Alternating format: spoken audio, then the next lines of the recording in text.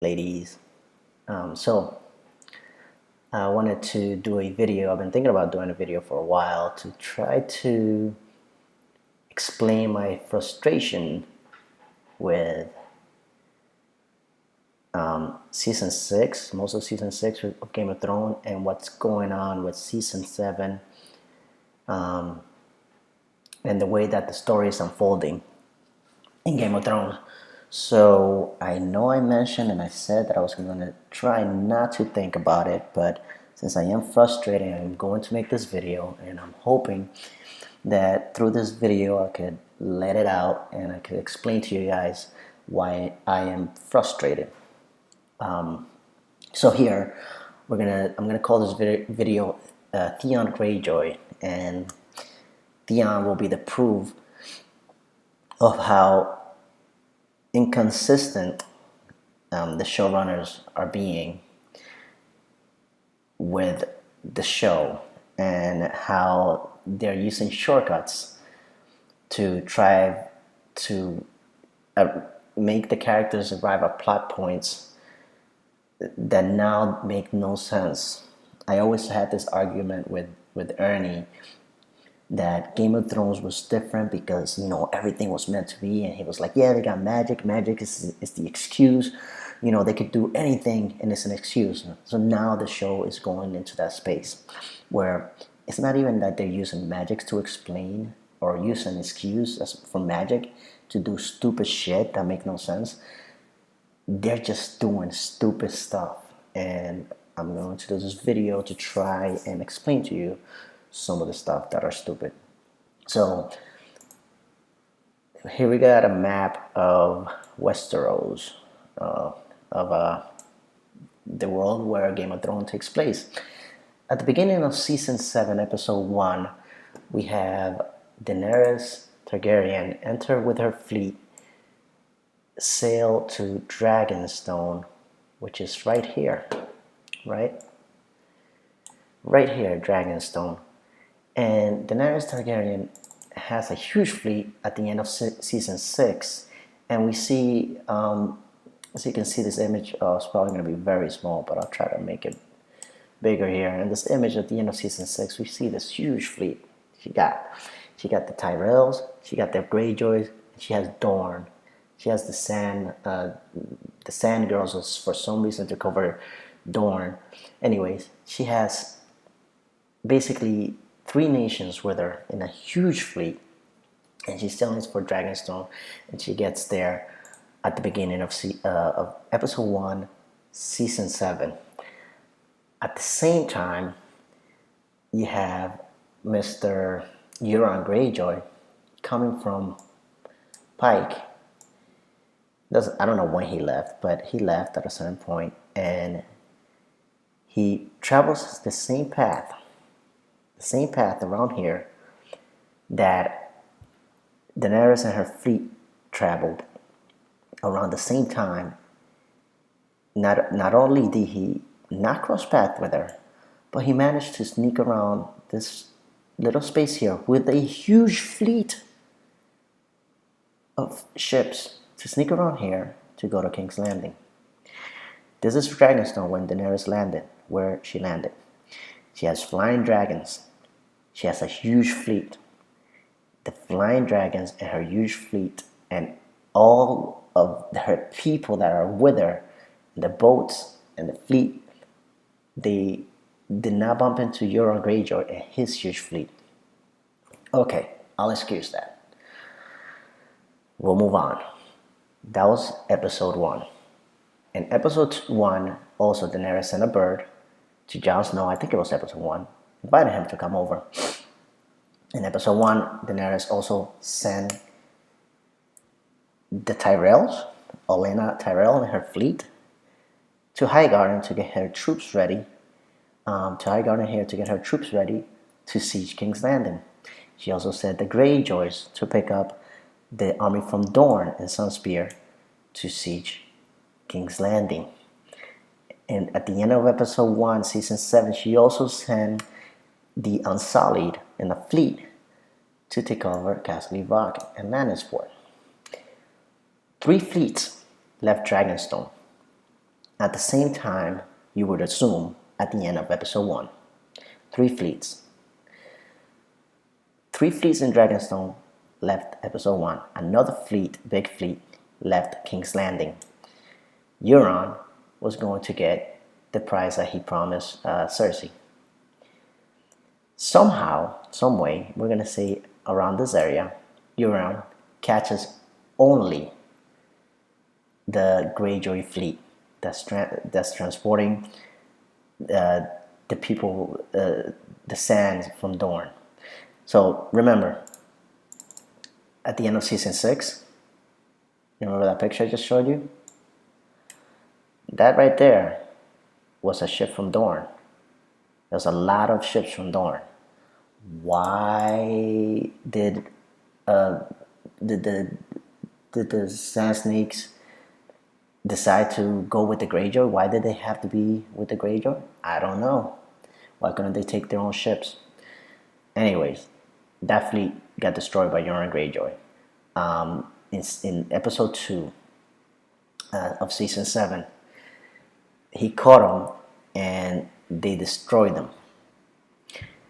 So somehow, it's one of the parts that annoyed me. Somehow, the Tyrells did not bump into them, or the Unsullied did not bump into them. They only caught the Greyjoys. So that's that. At this point, Theon, our star, jumps off the boat, and in episode 3, he is found by another Greyjoy boat or something like that.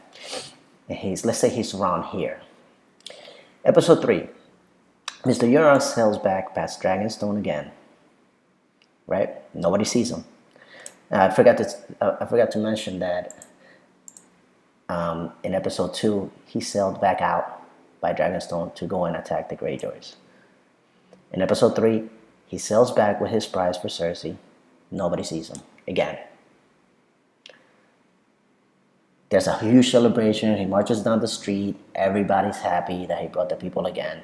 And by the end of the episode, he gets back on his boat and sails back all the way around this to go and meet and destroy made a square. A rectangle. Anyways, he goes back around. Why are you giving me a square, buddy? He sails back around, passes Dragonstone again. No dragon sees him. No fleet see him. Goes all the way around this in the same episode. He's celebrating everything. And attacks the fleet that transported the Unsullied to attack Casterly Rock. This happens in one episode. He takes the whole voyage. In the meanwhile, in the same episode, Theon is still traveling to Dragonstone. So Euron goes in to King's Landing, passes Dragonstone, goes back all the way out, comes back to Casterly Rock, and Theon is still traveling to Dragonstone. In the same episode, you have Jaime Lannister march his troop to Highgarden. In the beginning of the episode, Jaime was in King's Landing. By the end of the episode, actually, this is episode 3. Was it episode 3? Yeah, in episode 3. In the beginning of the episode, they were all in King's Landing, and by the end of the episode, they were in Highgarden. At the same time, Jon Snow, at the end of episode 2, leaves Winterfell, travels to White Harbor, takes a ship, and in one episode, gets to Dragonstone. This takes him the same time. Look at that distance. But I guess since everybody has a jetpack and teleportation, it doesn't matter. But here's an annoying part that I want to bring up to you guys. We already discussed the whole time travel, the whole teleporting thing, which is one of the annoying parts. Here's another annoying part that gets me. Highgarden. Jaime took Highgarden in the matters of 10 minutes in one episode. I want you to show a picture of Highgarden. This is Highgarden here. So you can see Highgarden is a castle, heavily fortified on top of a hill. This castle is similar in the books, but this is the representation of Highgarden. It took Jaime 10 minutes to take over the second richest house in the realm that have not really been a war throughout this whole time in the show or in the book. Their armies are fresh. They have not been fighting. And it took them 10 minutes to climb up this hill and somehow breach the walls and take over the castle. Now I want to compare that in reference to something that makes more sense. I want to show you a picture here of this guy, if you guys remember. Blackfish, Brynden Tully. Brynden Tully. I want to take you guys back to the Red Wedding. The Red Wedding happened in season 3, episode 9. And after the Red Wedding, Brynden Tully locked himself down with a worn-out army that had been fighting the War of the Five Kings for years or months or whatever time expended between the time that Ned Stark died and the Red Wedding. His army had been fighting. He locked himself down in this castle, Riverrun. Season 3, episode 9. Brynden Tully locked himself down in this castle, and this castle became under siege since then by the Freys, by some other men under Roose Bolton, and by the Lannisters. They were under siege, and he was locked in there. For how long? Brynden Tully was in there for one episode in season 3. He was in there for one episode. He was there for 10 episodes in season 4, 10 episodes in season 5, and 7 episodes in season 6 when Jaime Lannister finally broke the siege on Riverrun. 28 episodes. 28 episodes of this castle under siege. See, that makes sense. That's what happens in wars. That's actually what happens in medieval war. When you have a castle with walls and people are in it, people try to starve them out and stuff like that, and you fight and stuff. And Riverrun wasn't even one of the richest houses. The Tullys were not even one of the biggest or richest houses in Westeros. The Reach was. The Tyrells were. It took the Freys and the Lannister 28 episodes to get Brynden Tully out of Riverrun, and it took Jaime Lannister 10 minutes, less than one episode, to take over Highgarden. This is the frustrating thing. It is so unrealistic. It is so unrealistic to think that in the planning phase where Cersei and Jaime were planning this out, they thought that they were going to conquer and take this castle in the matter of 10 minutes. It is extremely unrealistic that a fresh army who have not been in war would basically just fall on itself so fast. And don't give me that they were betrayed by the Tullys from Hornhill, because that's just one house, and the Reach is made up of so many houses. And I guess we concentrate on the characters that we see on screen, but still, even if that's the case, you have previous season which the show writers were basing on the book and how things were happening according, and they all had a really reasonable timeline. And now you have this when they have no material, and they allowed Jaime Lannister to take over this castle in 10 minutes.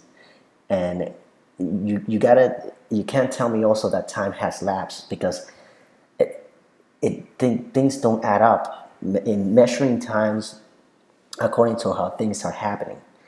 They don't add up. In measuring times on how um,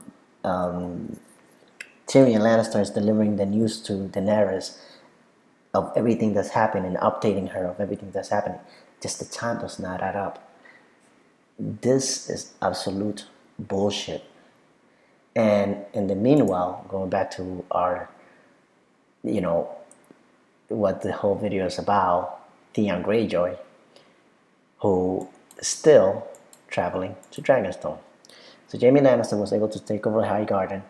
The Unsullied were able to take over Castle Rock. Euron Greyjoy made it back to this side of the sea, destroy their fleet that they had, and Daenerys managed to gather ship out of nowhere, I don't know where, to travel with the Dothraki to go and attack Jaime Lannister while it stays somewhere around here with her dragon. And while all this has happened, Theon is still traveling to Dragonstone. From here, look. From here. That's my frustration. I think the time traveling thing, I'm getting over it. I mean, the distant travel thing, I'm getting over it. But Jaime taking Highgarden in 10 minutes, it's just an excuse to give Cersei gold so that she could have the Golden Company come in and there be more drama. I'm still going to continue watching Game of Thrones. I guess the drama's okay, but I think I'm officially saying that what's going on, it's no longer interesting in a sense because it makes no sense. There is, it's just not the original Game of Thrones that we began watching. Just think about Blackfish. 28 episodes it took for them to take River Run. 28 episodes. Jaime did it.